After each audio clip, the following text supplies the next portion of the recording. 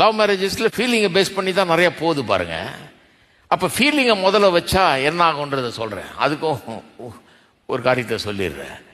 சில பேர் என்ன பண்ணுவாங்க, எப்போங்க கல்யாணம் பண்ணிக்க போகிறீங்கன்னு கேட்டிங்கன்னா சொல்லுவாங்க, அதாங்க கல்யாணம் பண்ண நேரம் வரும்போது எனக்கு தெரியும். அது எப்படி தெரியும்னு கேட்டால் என்ன சொல்லுவாங்க, அப்படியே ஒரு வெள்ளம் மாதிரி ஒரு அலை மாதிரி வந்து அந்த லவ் ஃபீலிங் வந்து அப்படியே என்னை அடித்து என்னை தூக்கிட்டு போயிடும். அப்படியே அப்போ நான் கல்யாணம் பண்ணிக்குவேன். அப்படியே வந்து எனக்கு தாங்க முடியாத அளவுக்கு இந்த அன்பு, இந்த பையன் மேலே இருக்கிற அன்பு அல்லது அந்த பொண்ணு மேலே இருக்கிற அன்பு வந்து அப்படியே என்னை மேற்கொண்டு அந்த ஃபீலிங் வந்து அந்த அளவுக்கு இருக்கும்போது எனக்கு தெரியும் நான் கல்யாணம் பண்ணிக்கலான்னு, நான் பண்ணிக்குவேன்னு.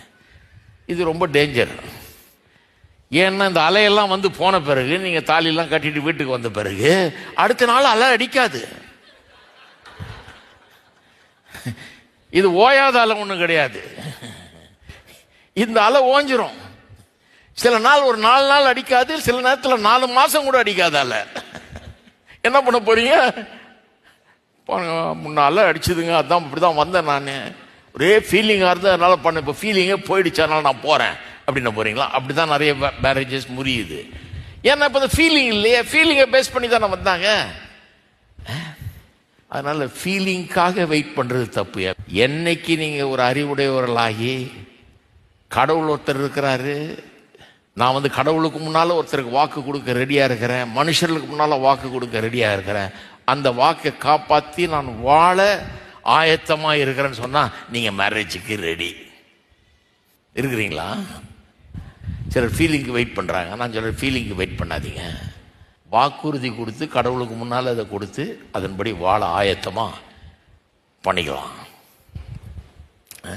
அப்போ ஃபீலிங்கை முதல்ல வச்சு செயலை பின்னால் வைக்கும்போது என்ன நடக்குது பாருங்க. ஃபீலிங் போயிட்ட பிறகு செயல் அங்கே உண்டாக முடியாது. அதனால தான் இந்த நாட்சி கதை ரொம்ப முக்கியம். நாட்சிகள் யூதர்களை எப்படி கொண்டாங்க? அவர்களை வெறுத்தார்கள். ஃபீலிங் முதல்ல வெறுத்ததுனால கொண்டாங்களாம். அப்புறம் சொல்றாங்க கொன்னதுனால வெறுத்தாங்கன்னு. அன்பு விஷயத்திலும் அந்த மாதிரி ஆகும்.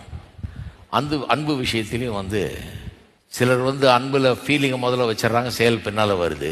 யூதர்கள் அவங்க பண்ண மாதிரி முதல்ல வெறுத்து அப்புறம் கொல்றாங்க, அப்புறம் கொன்னதுனாலேயே வெறுக்கிறார்கள். கொன்னார்கள் என்கிறதே வந்து அவர்களுக்குள்ள வெறுப்பை உண்டாக்குறது.